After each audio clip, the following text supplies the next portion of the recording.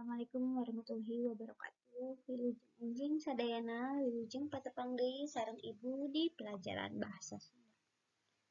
Teman-teman, dinten ieu urang diajar bahasa Sunda pangajaran genep.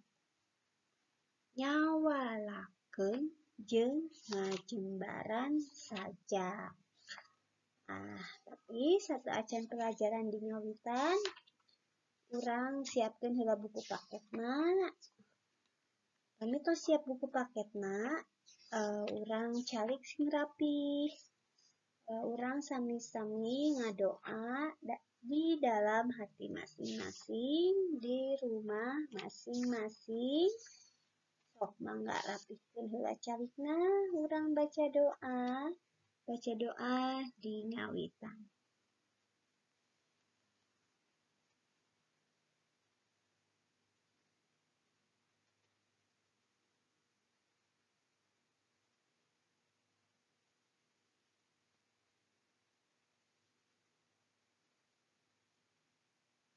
Berdoa selesai. Teman-teman, dinten ieu materi pangajaran genep nyaeta tentang nyawalakeun jeung ngajembaran sajak. Diperhatoskan sareng disimaknya. Sajak. Sajak dina Kamus Umum Bahasa Sunda asalna tina bahasa Malayu. Sajak teh dina Kamus Bahasa Sunda asalna teh tina bahasa Malayu. Anu hartina guguritaan sarupaning syair tapi sapada teu matok opat jajar. Jadi sajak itu berasal dari bahasa Melayu yang artinya syair tapi satu baitnya itu tidak mempunyai patokan harus 4 baris.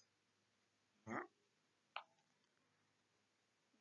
Coba dibuka halaman 95.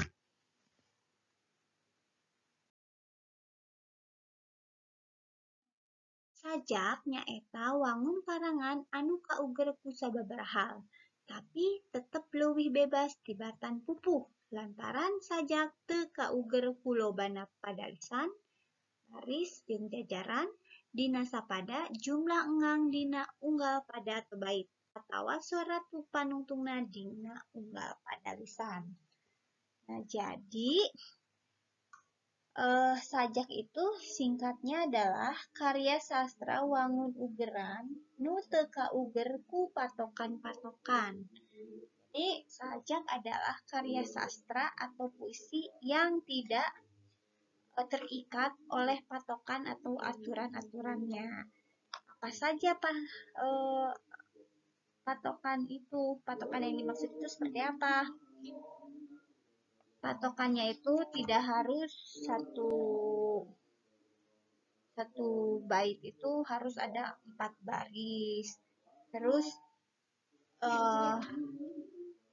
tidak harus akhir kalimatnya atau akhir katanya di setiap baris itu harus sama.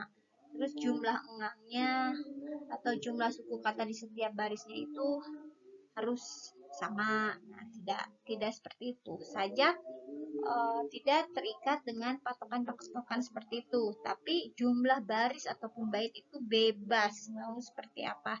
Tapi dalam sajak harus ada pemilihan kata yang kira-kira cocok dan menarik untuk si pembaca. Ugeran dina sajak. Nah, aturan dalam pembuatan sajak itu harus nangtukeun jejer atau menentukan tema subjeknya tentang apa ini. Temanya tentang apa? Misalkan tentang keindahan alam.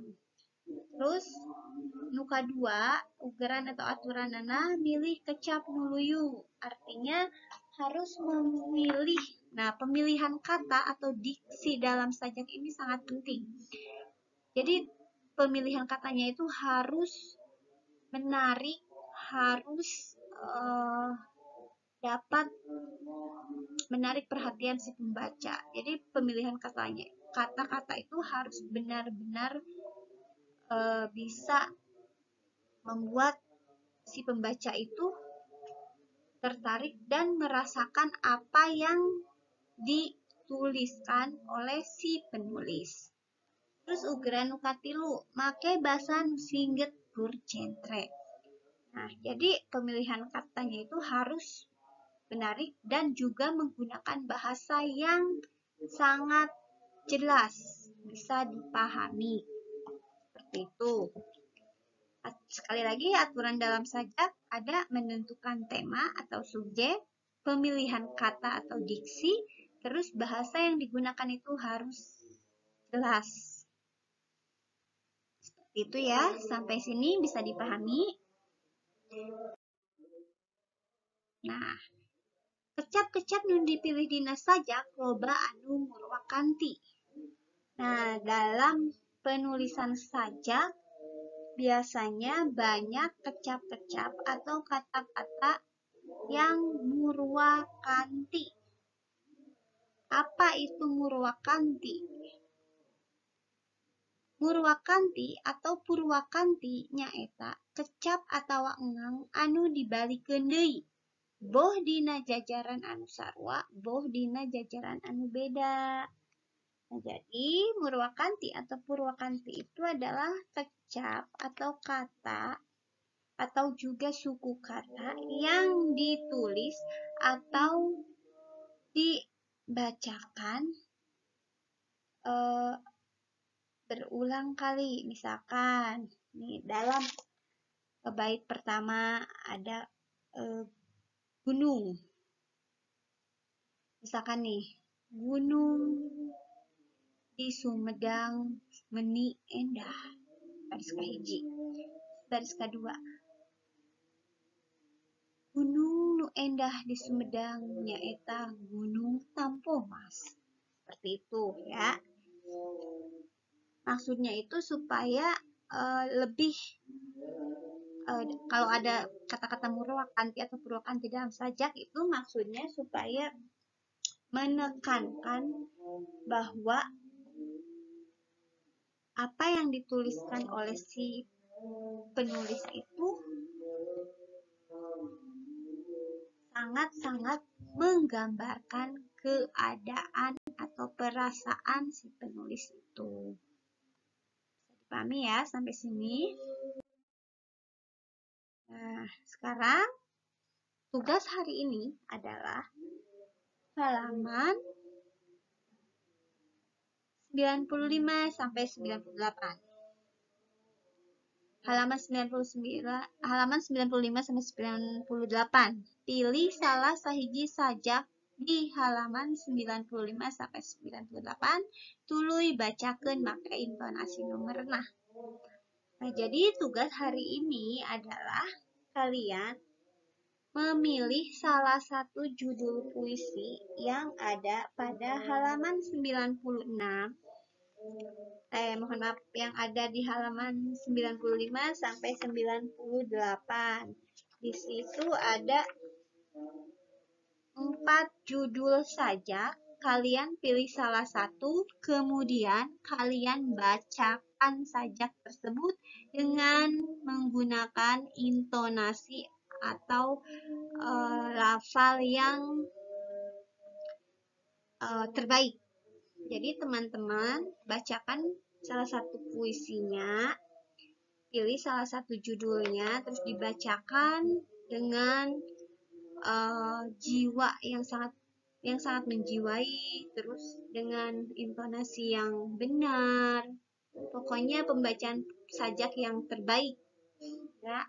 Terus nanti apabila sudah milih, kalian bacakan, dikirim voice note, kemudian diupload di GCR tugas hari ini ya. Mungkin itu saja untuk pemberian materi hari ini. Untuk Ananda yang belum absen, silahkan absen. Untuk yang belum mengerjakan tugas minggu lalu, dan beberapa minggu ke belakang, mohon segera untuk menyerahkan tugas-tugasnya. Dan jangan lupa tugas ini yang baru pada hari ini dikerjakan juga. Ibu tunggu sampai hari Minggu pukul 9 malam ya, paling telat. Hapunten samudaya kalepatan, hapunten samudaya kakirangan. Hatur nuhun kanggo sagala perhatosanana. Itu saja materi dan tugas hari ini. Terima kasih untuk semuanya. Mohon maaf apabila banyak sekali kekurangan dalam penyampaian materi hari ini. Mohon maaf apabila tutur kata ibu banyak yang salah, belepotan. Hapunten sadayana. Ibu akhiri. Wassalamualaikum warahmatullahi wabarakatuh.